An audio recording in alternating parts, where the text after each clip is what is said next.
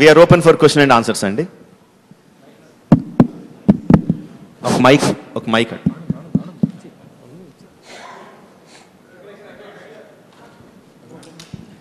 రాజమౌళి గారు, కొమరం భీం, అల్లూరి సీతారామరాజు ఇద్దరు బ్రహ్మచారులు అనుకుంటా కదండి. వాళ్ళ లైఫ్లో రొమాన్స్ ఎక్కువ లేదనుకుంటా.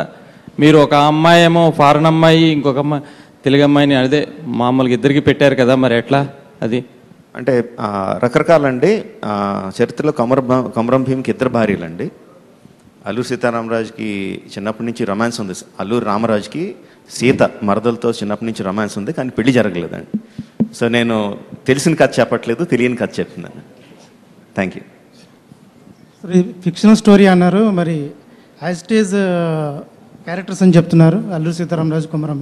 Is it fictional story, is it real story? It's a fictional story based on real characters అండి. ఇప్పటి వరకు ఎవరు చేయలేదు. So both are playing Komaram Bheem and Alluri Sitaramaraju. Yes, they are playing Komaram Bheem and Alluri Sitaramaraju, but the story that we are telling of this is fictional and fictional story on real characters. మొత్తానికి ఇండియాలో ప్రాంతాలన్నింటినీ కలిపారు కదండి, ఆంధ్ర, తెలంగాణ, ఉత్తర భారతదేశం. థ్యాంక్స్ అండి. అది ఇంటెన్షనల్గా జరగలేదు, బట్ వన్స్ వి రియలైజ్డ్ చేస్తున్నావు. తెలంగాణ ప్రాంతం నుంచి వచ్చిన ఒక ఉద్యమ వీరుడు, ఆంధ్ర ప్రాంతం నుంచి ఒక ఉద్యమ వీరుడు, ఇద్దరు కలిసి వాళ్ళిద్దరి మధ్యన స్నేహం అనేది చాలా ఎక్సైటింగ్గా అనిపించింది. దెన్ వి రియలైజ్డ్ వాళ్ళిద్దరు వేరే వేరే ప్రాంతాల నుంచి వచ్చారు కదా, ఇంకా బ్రహ్మాండంగా ఉంటుందని అనిపించింది. అండ్ ఇప్పుడు మీరు చెప్పే వరకు అవును, మూడో ప్రాంతం అసలు ఉత్తర భారతంలో పెట్టాను, ఇప్పుడు మీరు చెప్పే వరకు కూడా నాకు స్ట్రైక్ అవ్వాలి. Thank you sir. Only pre independence వర్కే ఉంటుందా సబ్జెక్టు? ప్రజెంట్ జనరేషన్ కూడా ఏమైనా? ప్రజెంట్ జనరేషన్ లేదండి. The entire story is based in 1920s pre independence ఎరా. ఈ ప్రజెంట్ డే స్టోరీ ఏం లేదండి. అండ్ తారక్ చరణ్ కానీ ఇప్పుడు మీ ఇద్దరిని సింగిల్గానే సబ్జెక్ట్ చెప్పి ఒప్పించడం అనేది చాలా కష్టమైన ఇది.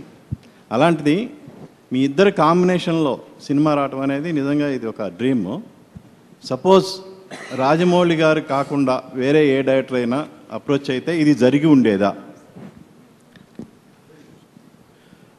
అది దాని గురించి అంటే ఇంకో డైరెక్టర్ అప్రోచ్ అయి ఉంటే జరిగి ఉండేదా అనేది ఒక ఫ్యూచర్ గురించి అండి. సో దాని గురించి నేను మాట్లాడలేను, కానీ రాజమౌళి కాబట్టి ఇది జరిగిందండి, అంతవరకు చెప్తాను. నెక్స్ట్ ఫ్యూచర్లో ఏ డైరెక్టర్ దర్శకుడు వచ్చి అప్రోచ్ అవుతే ఇది జరుగుతుందా లేదా నేను చెప్పలేను, కానీ ఇది మాత్రం మా జక్కన్ వల్లే జరిగిందండి. అండ్ రెండోది, it is the friendship we share as well, it is the confidence we have on both of us. So it is a mixture. Sir Rajamouli garu sir ఇక్కడ అండి.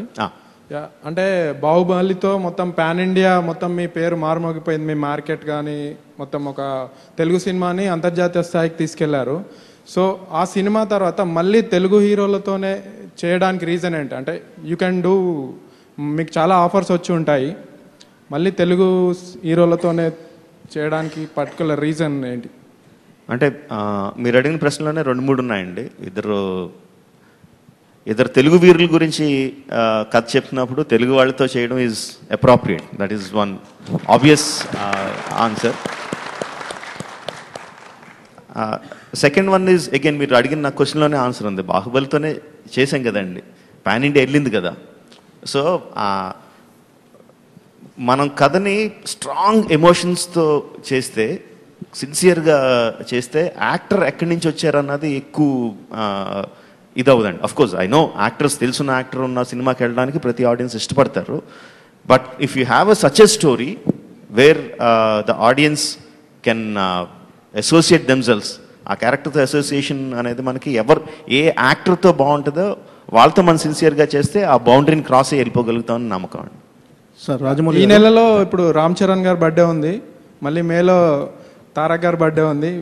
మేమైనా ఎక్స్పెక్ట్ చేయవచ్చా మళ్ళీ ఫస్ట్ లుక్స్ లాంటి, టీజర్ లాంటి? లేదండి. అంటే వీఆర్ సినిమా రిలీజ్ దాని గారు చెప్పినట్టు July 30th, 2020.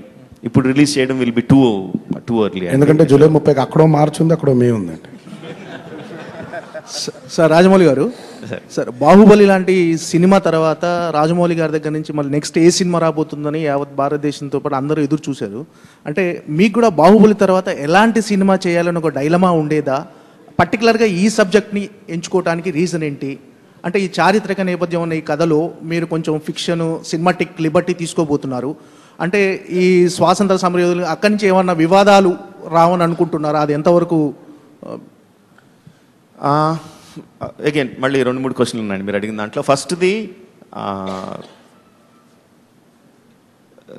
చాలా సిన్సియర్గా నేను ప్రతి సినిమాని ఇదే ఫస్ట్ సినిమాగా అనుకొని చేయడానికి చాలా ట్రై చేస్తానండి. అఫ్కోర్స్ పాత సినిమాల తాలూకు ఇంపాక్ట్ ఉంటుంది, కంప్లీట్గా తీసేయలేము దాన్ని. బట్ అది దాని తాలూకు ఆ సినిమా రిలీజ్ అయింది, హిట్ అయింది, దాని తాలూకు ఎంజాయ్మెంట్ అంతా అయిపోయింది, దాన్ని ఇంకా క్లోజెట్లో పెట్టేసి ఫ్రెష్గా దీన్ని ఆలోచిద్దామని చేయడానికి ట్రై చేస్తాను. సో ప్రీవియస్ సినిమా తాలూకు జనాల తాలూకు ఎక్స్పెక్టేషన్స్ నాకు తెలుసు కానీ but I won't let that effect my judgement.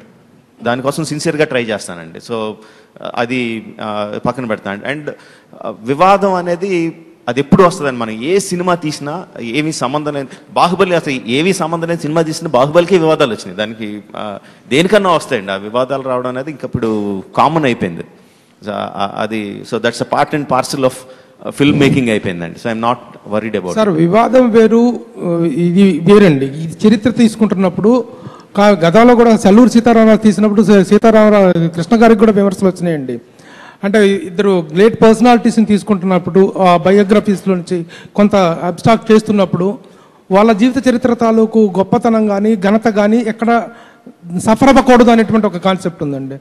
To that extent what is the care you are going to take? నేను మామూలుగా మన హీరోల్నే సూపర్ హ్యూమన్ లెవెల్లో తీస్తానండి. అలాంటి ఇద్దరు రియల్ హీరోల్ని ఎంత సూపర్ లెవెల్లో పెడతానో మీరు అసలు ఆలోచించుకోండి. అండ్ సెకండ్ థింగ్ చెప్పినప్పుడు వివాదాలు వస్తాయండి. ఏదో రావాలని కాదు.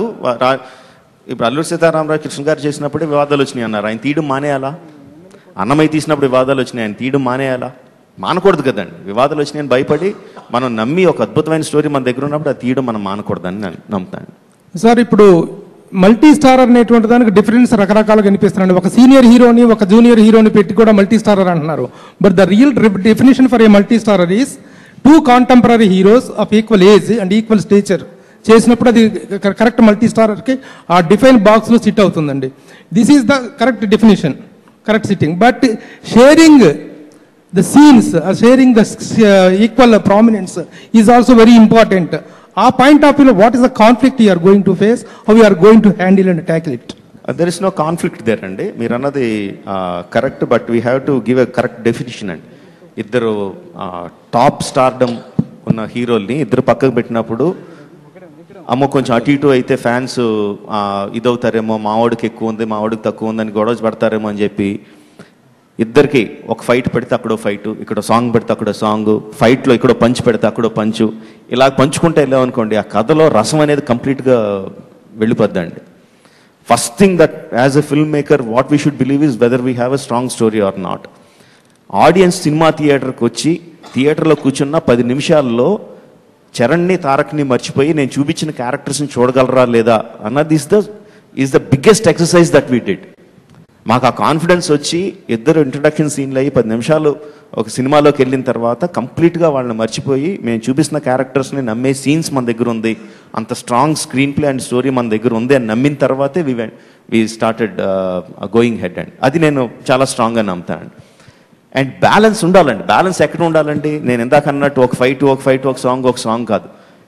ఆడియన్స్ని మనసుకి వాళ్ళ హత్తుకుని లెవెల్స్లో బ్యాలెన్స్ ఉండాలండి.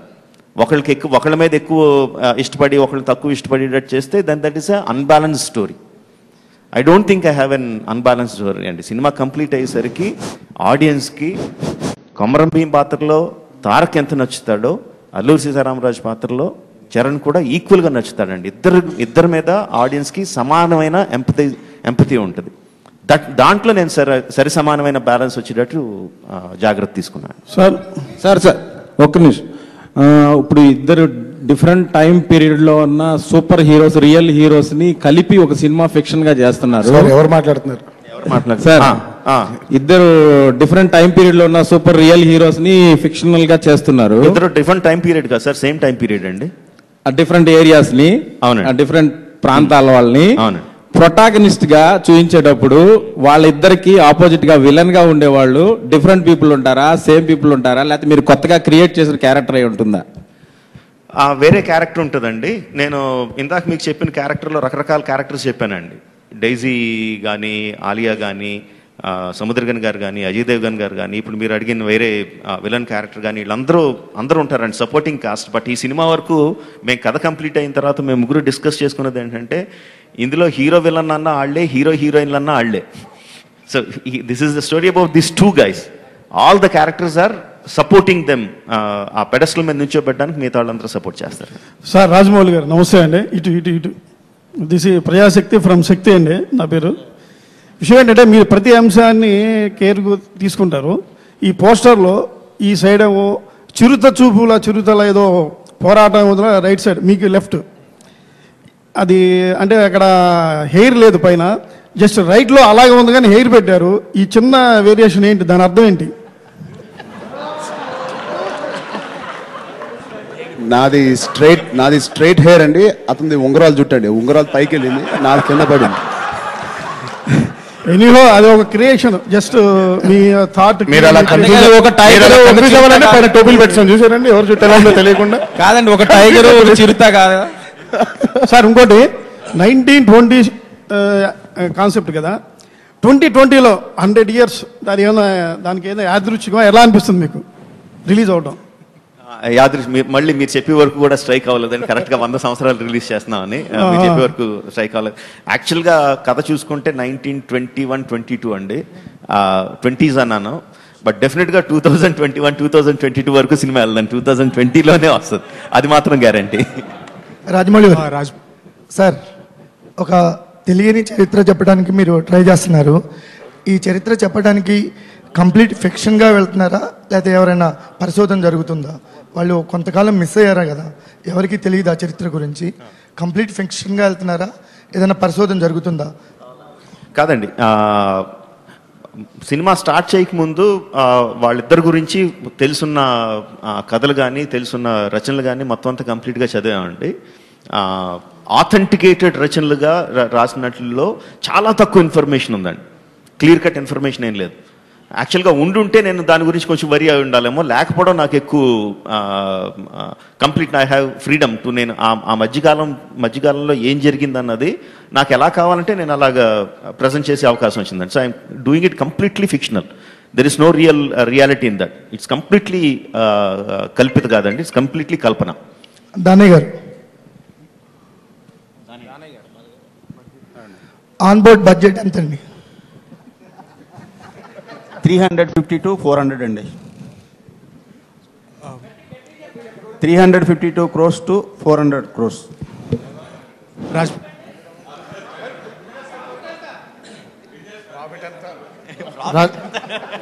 అవన్నీ ఫైనల్గా తెలుస్తాయండి, ఇప్పుడు కాదు కదా. రాజమౌళి గారు, మీ ప్రతి సినిమాకి సంబంధించి సీన్స్ కానీ పోస్టర్స్లో కానీ ఇది పలానా సినిమా కాపీ, ఇది పలానా సీన్ కాపీ అని ప్రతి సినిమాకి వినిపిస్తుంది.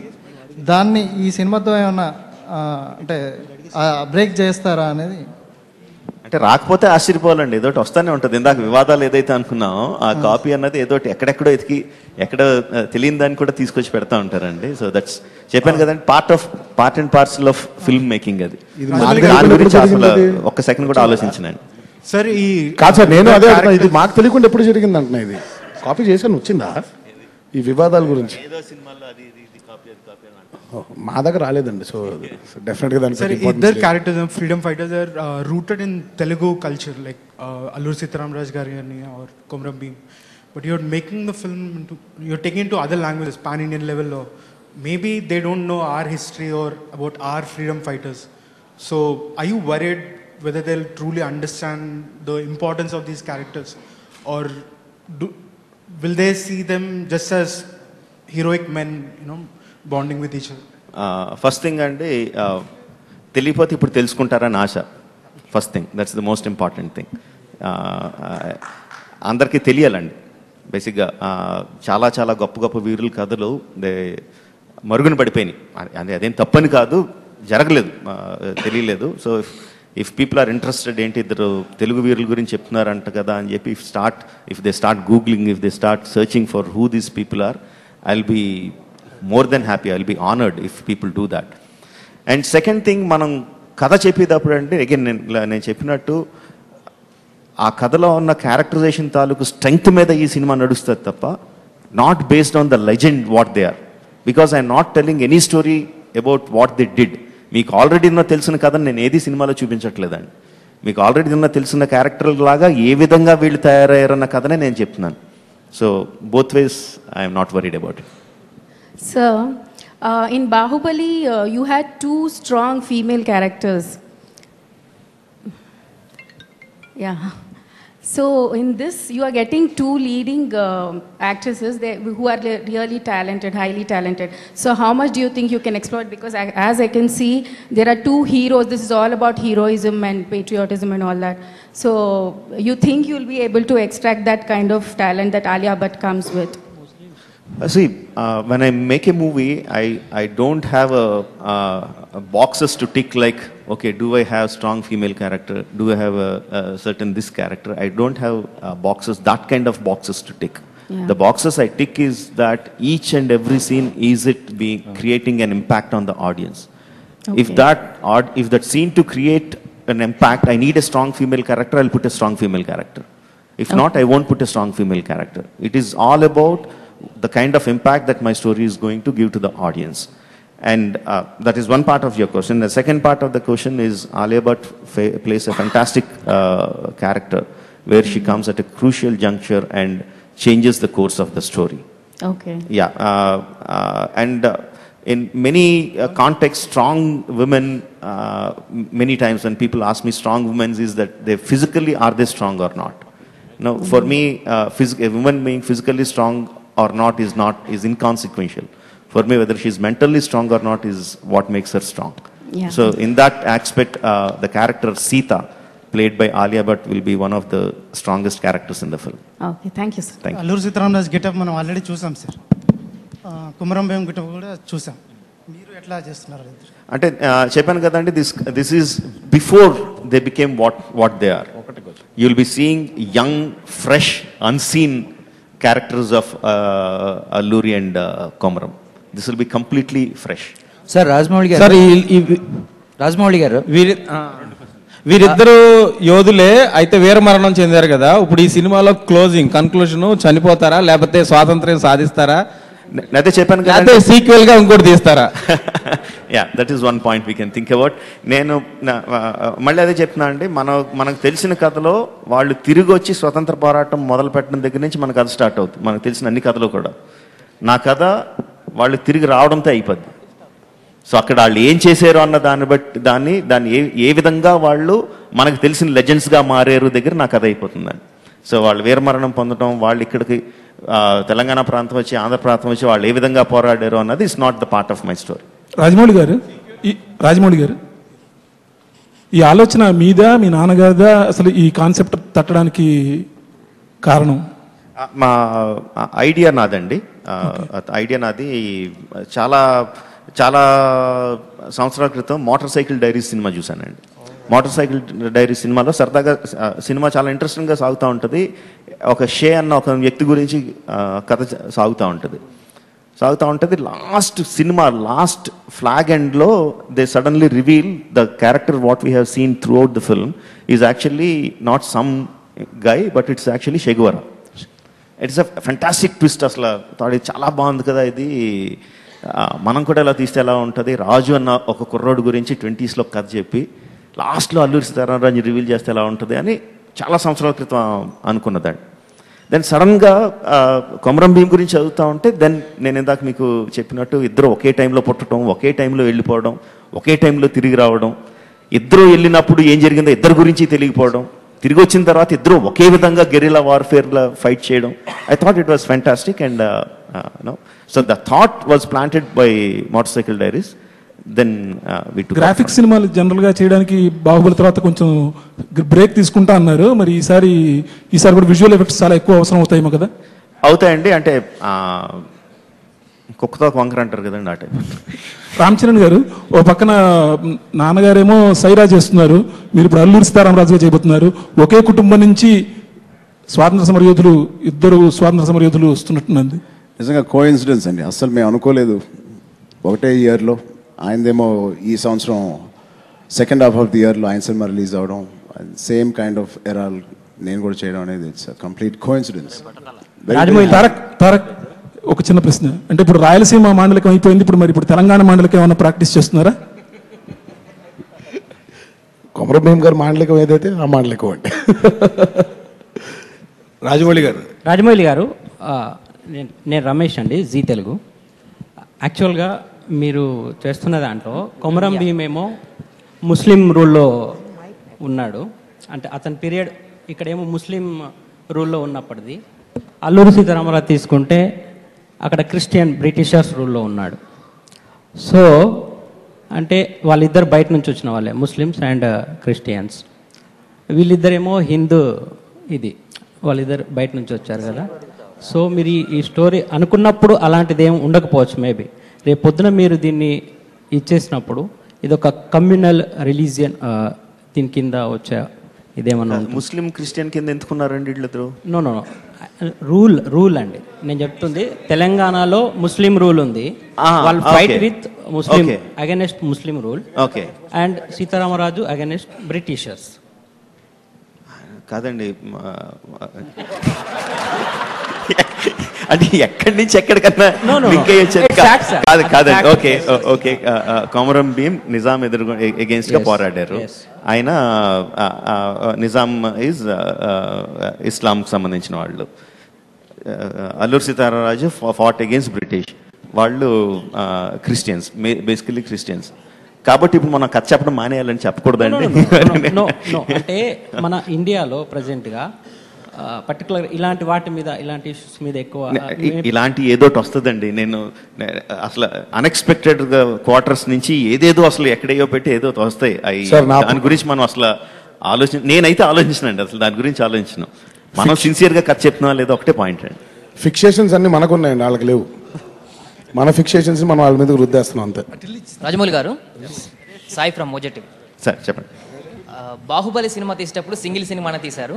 సో తర్వాత మా అదృష్టం కొద్దో లేకుంటే ఏదో కొద్ది 2 సినిమాలు అయిపోయింది. సో ఇప్పుడు త్రిబుల్ కూడా సింగిల్ సినిమా బయటకు వచ్చే అవకాశం ఉందా, లేదంటే 2 భాగాలు అయ్యే అవకాశం ఉందా? 100% సింగిల్ సినిమా అండి, ఒకటే సినిమా. అది బాహుబలి అనేది లెంగ్త్ డ్యూరేషన్ ఎక్కువ ఉంది కాబట్టి దాన్ని రెండింటిగా చేశామండి. ఒకటి అయిన తర్వాత భలే ఉంది రెండో తీద్దాం చేయలేదు. పెద్ద లాంగ్ కథ కాబట్టి 2 భాగాలుగా చేయాల్సి వచ్చిందండి. ఇది ఒక సినిమాగా పట్టి అంత కథ ఉంది కాబట్టి ఒకటే సినిమా.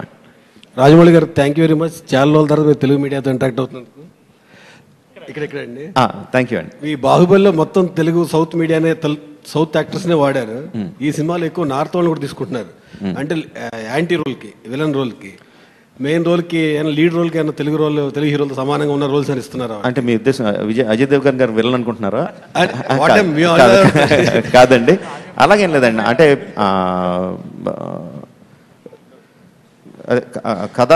కథాకాలం ఎక్కువ నార్త్ ఇండియాలో జరుగుతుంది కాబట్టి కొంత నార్త్ ఇండియన్ యాక్టర్స్ కూడా వెళ్ళానండి, అంతే తప్ప. అండ్ ఇక్కడ ఈ సినిమాకి నార్త్ని పెట్టుకుందాం, కొంచెం సౌత్ని పెట్టుకుందాం అని మాత్రం అసలు ఆలోచించనండి.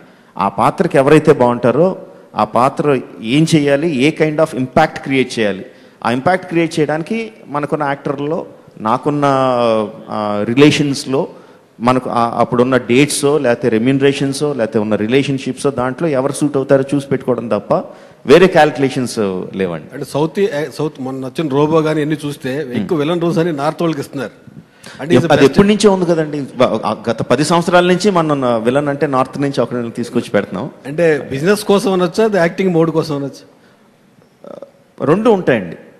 రెండు ఉంటాయి. బట్ బేసికల్లీ ఇప్పుడు నేను బిజినెస్ గురించి అదృష్టవశాత్తు ఇప్పుడు మన సినిమా ఎంత బిజినెస్ అవుతుందని ఆలోచించుకొని లెక్కలు చూసుకోవాల్సిన పరిస్థితి లేదు, అట్లీస్ట్ ఇప్పుడు వరకు. సో నా వరకు, ఈ సినిమా వరకు నేను ఎవరు సెట్ అయితే బాగుంటుందో చూస్తున్నాను, అలాగే పెడుతున్నాను. దాని గారు మంచి ఆలోచించి తీసుకున్నారంట అట్లాగే. రాజమౌళి గారు, ప్రతి సినిమాలోని మీ వెపన్ అనేటువంటిది ఒక కీలకమైన ప్లేస్ చేస్తుంటుంది. బట్ ఇందులోని అల్లూరి సీతారామరాజు గారు ఎప్పుడు ధనస్సు విల్లు వాడతారు కదా, మరి మీకు అందులో క్రియేటివ్గా ఏదైనా వెపన్ పెట్టే అవకాశం ఉందా, లేకపోతే ఎలాంటి ఆలోచన? అంటే మళ్ళీ అదే చెప్తున్నా అండి, మనకి తెలిసిన అల్లూరి సీతారామరాజు గారు విల్లు, ధనుర్బాణాలు అవన్నీ ధరించి వచ్చారండి. నేను దానికన్నా ముందు కథ చెప్తున్నాను. సో వాళ్ళకి ఏ విధమైన వెపన్స్ చేస్తాను అనేది మీరు సినిమాలో చూడాలి. Hello, sir. Here. I have two questions. My first question is for both the actors there. Would you have accepted this offer to act in this film if it was offered by some other director? And my second question to you is, if not for these two actors, which other Indian actors would you have chosen for the roles? Who do you want to ask? I mean, who should answer first, us or him? Us, yeah, all right. Tarak just answered, probably one of the first questions he answered was on the same lines. Probably in Telugu he answered. You can answer the same in English. So what he said is, what you're talking about is something that might happen in the future if somebody. So when there's a probability of if, we don't know what we would do, yes or no. But in this scenario, it is because of Mr. Rajamouli Garu that we have said yes, and both have come on board. So Rajamouli Garu. For me, I wouldn't cast anyone else. If for some reason either both of them or one of them said no, then I would have went for another story. Mouli గారు, Alluri Sitaramaraju cinema first Krishna గారు తీశారు, అది చాలా hit అయింది. So Sitaram ఆ character తీసినప్పుడు కృష్ణ గారు కొడుకుగా మహేష్ బాబుని పెట్టాలని ఆలోచన రాలేదా? ఇన్ ఫ్యూచర్లో మహేష్ బాబు ఫ్యాన్స్ కానీ ఎలా దీని గురించి డిమాండ్ చేసే అవకాశం లేదంటారా? నేను సర్ప్రైజింగ్గా అండి ఒకనొక మహేష్ ఫంక్షన్లో ఫ్యాన్స్ అందరూ సినిమా ఎప్పుడు అని అడుగుతుంటే, ఓకే మహేష్ని ఏ పాత్రలో చూడాలనుకుంటున్నారు మీరు అని సరదాగా ఒక క్వశ్చన్ అడిగాను. సో అప్పుడు అల్లూరి సీతారామరాజుగా చూడాలనుకుంటున్నారు అన్నప్పుడు అంత రెస్పాన్స్ రాలేదు వాళ్ళ దగ్గర నుంచి. సో జేమ్స్ బాండ్గా చూడాలనుకుంటున్నారంటే ఎక్కువ రెస్పాన్స్ వచ్చింది. Maybe that's an answer to the question. Sir, I have a question for Danayya గారు అండి.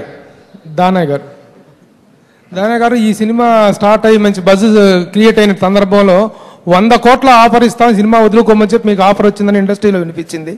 అది ఎంతవరకు నిజంగా వచ్చిందని కూడా తెలిసిందే, ఎందుకు వదులుకోలేదు మీరు? వచ్చింది కానండి, దానికోసం కాదు కదా, నేను ఎప్పటి నుంచో ఆయనతో ట్రావెల్ అవుతున్నా, ఆయనతో సినిమా తీయాలని, అది నా కోరిక అండి. దానయ్య గారు, మీ ఇద్దరు హీరోలు డైరెక్టర్ గారు డ్రెస్ కోడ్ మెయింటైన్ చేశారు, మీరు మెయింటైన్ చేయలేదేంటి? బ్లాక్ మనీ ఎక్కువగా వస్తుంది కాబట్టి, గోల్డ్ అంత డబ్బు వెనకేసుకోవాల్సి వస్తుంది కాబట్టి. సార్, వీళ్ళిద్దరు స్క్రీన్ నేమ్స్ ఏంటో చెప్తారా సార్? సారీ అండి, వీళ్ళిద్దరు స్క్రీన్ నేమ్స్ హీరోలు ఇద్దరే. అదే అండి, సేమ్ రామరాజు అండ్ కొమరం భీమ్. రాజమౌళి గారు, చరణ్ గారు, ఒక లాస్ట్ క్వశ్చన్ సార్, వీళ్ళిద్దరి టైటిల్స్ లో వీళ్ళిద్దరిలో ఫస్ట్ టైటిల్ ఎవరు వస్తుందండి? సార్ రాజమౌళి గారు, ఫస్ట్ సినిమాలో ఎవరు అపీర్ అయితే వాళ్ళది వస్తుంది sir. In order of cost in order of appearance అని ఎప్పుడో కనిపెట్టి ఇంగ్లీష్ వాళ్ళు కూడా ఆ ప్రాబ్లం వచ్చి అది కనిపెట్టారండి, ఇన్ ఆర్డర్ ఆఫ్ అపీరెన్స్ అని చెప్పి. సార్ రాజమౌళి గారు, నేను తర్వాత నెమ్మదిగా నెక్స్ట్ ఆ సీన్ ఏంటండి అని అడుగుతారు. సార్ రాజమౌళి గారు, పర్టికులర్ గా అల్లూరి సీతారామరాజు క్యారెక్టర్ కి రామ్ చరణ్ గారు, కొమరం భీమ్ క్యారెక్టర్ కి ఎన్టీఆర్ గారిని పర్టికులర్ గా ఈ క్యారెక్టర్స్ కి వాళ్ళని అనుకోవడానికి రీజన్ ఏంటంటే, అల్లూరి సీతారామరాజుగా చరణ్, ఎన్టీఆర్ కొమరం భీమ్ గా అనుకోవడానికి రీజన్ ఏంటి సార్? అంటే వాళ్ళ బాడీ లాంగ్వేజ్ అలా ఏమన్నా సెలెక్ట్ చేసుకున్నాయా? అంటే మళ్ళీ అదే చెప్తున్నా అండి, అల్లూరి సీతారామరాజుగా కొమరం భీమ్గా మీరు చూసిన క్యారెక్టర్స్ కాదండి, నేను రాసుకున్న క్యారెక్టర్స్లో వాళ్ళ ఉన్న క్యారెక్టర్ ఫ్లోలో వాళ్ళ బాడీ లాంగ్వేజ్ కానీ వాళ్ళ పర్ఫామ్ చేసే విధానం కానీ నేను రాసుకున్న క్యారెక్టర్లో దానికి వాళ్ళిద్దరు సూట్ అవుతారు కాబట్టి అలా సెలెక్ట్ చేసుకున్నాను. ఇప్పుడు 2020 వరకు జూలై వరకు వీళ్ళని ఇద్దరిని బ్లాక్ చేయటం అనేది ఎంతవరకు కరెక్ట్ అండి? తప్పండి అది ఏమన్నా? అంటే ఇద్దరు హీరోలకి ఒక 100 crores బిజినెస్ ఉంది, మార్కెట్ ఉంది. మీరు 300 crores బిజినెస్ చేయొచ్చు, 500 crores బిజినెస్ చేయొచ్చు. ఈలోపు ఇండస్ట్రీలో మనీ జనరేట్ అవుతుంది కదా. మనీ మీరు ఒక చూడాలండి, యాక్చువల్గా వాళ్ళిద్దరూ మధ్యలో ఇంకొక సినిమా చేసిన నెంబర్ ఆఫ్ వర్కింగ్ డేస్ చూసుకుంటే అండి, ఈ ఒక సినిమాకి వాళ్ళు చేసే వర్కింగ్ డేస్ అన్ని ఎక్కువ ఉంటాయండి. So we are providing livelihood for so many more people. వాళ్ళు 2 సినిమాలు చేసి కన్నా ఈ సినిమా చేసి ఒక సినిమాకి we'll providing more workers, more livelihood అండి. సో ఆ యాంగిల్లో చూస్తే ఇట్ ఈస్ బెటర్. అంటే మన పర్స్పెక్టివ్ అండి, మన పర్స్పెక్టివ్ యాజ్ ఎ వ్యూయర్గా ఇద్దరిని ఒక 2 సినిమాలు చూడాలి ఇయర్కి అనే ఒక యాంగిల్ ఉంటుంది కదా, దాని గురించి అడుగుతున్నాను. 2 సినిమాలు okay.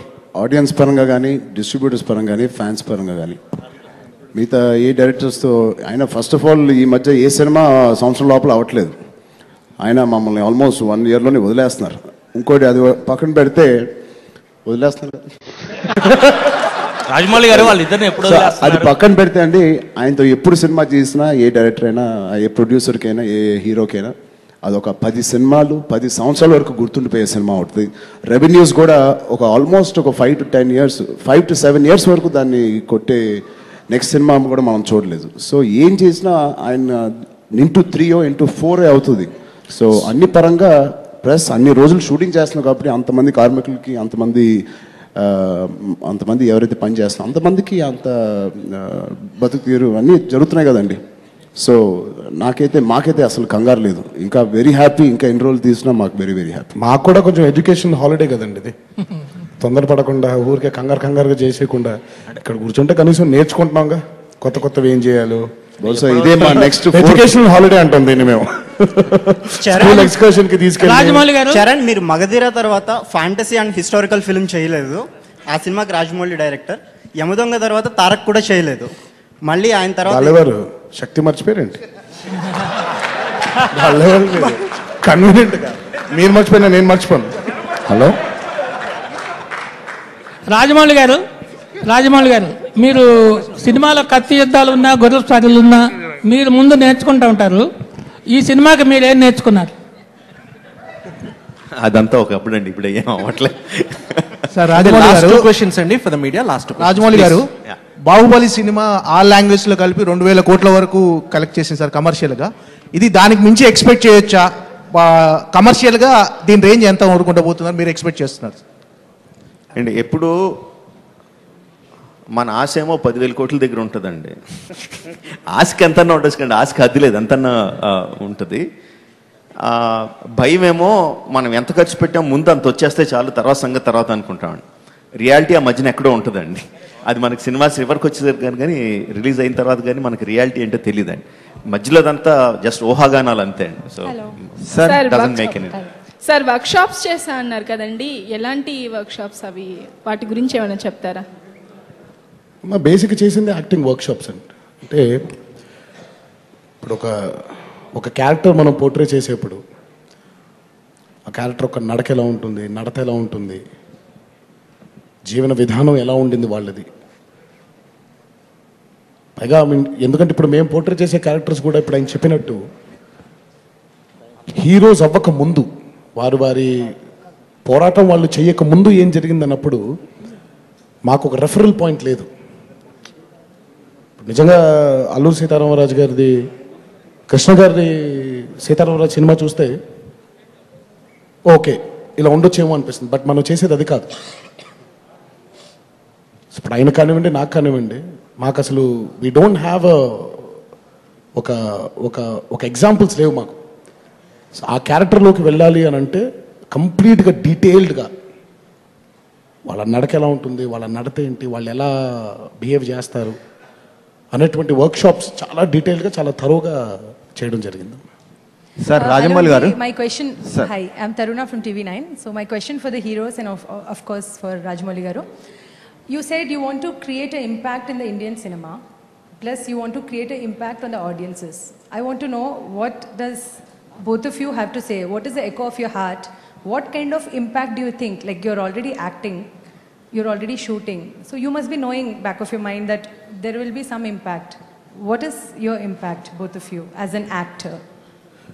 The impact, I'm going to steal what Jakanna said. The impact of RRR is that India will know about Telugu heroes. Not Telugu heroes. Telugu heroes. In general about Sita Ramaraj garu and about Komaram Bhim garu. So it is not this heroes, it is those heroes. Rajamouli garu. Sir, I absolutely agree with whatever he said. Thank you. Sir Rajamouli గారు, బాహుబలి తర్వాత మహాభారతం తీస్తున్నట్టు వార్తలు వచ్చాయి. మీ కెరీర్లో మహాభారతం ఎప్పుడు మొదలవుతుంది? మీ మైండ్లో అది ఏ స్టేజ్లో ఉంది సార్? అంటే నేను మొదలు పెడుతున్నానని నేను ఎక్కడ చెప్పలేదండి. అది నా డ్రీమ్ ప్రాజెక్ట్ అని చెప్పాను అంతే. బట్ అది ఫిక్స్ అయిపోయింది. జనాలు చాలామంది నేను ఎన్నిసార్లు క్లారిఫై చేసినా సరే నెక్స్ట్ అదే అని ఫిక్స్ అయిపోతున్నారు. ఎక్కడికి వెళ్ళినా అడుగుతూ ఉంటారు. Probably that will be my last film and maybe last series of films that thing. And Mahabharatam అనేది ఎప్పుడు మైండ్లో వెళ్తానే ఉంటుందండి, దానికి ఒక ఇదంటూ లేదు, ఒక లెవెల్ అంటూ లేదు, 24 గంటలు వెళ్తానే ఉంటుంది ఒక section of brain. It's going on అండి, షూటింగ్ ఇస్ హ్యాపెనింగ్ అండి. Baahubali web series shooting is happening. Sir exactly working days calculate చేయలేదండి, but will be shooting in December, maybe a little bit in January వరకు will be shooting. Sir త్రిపుల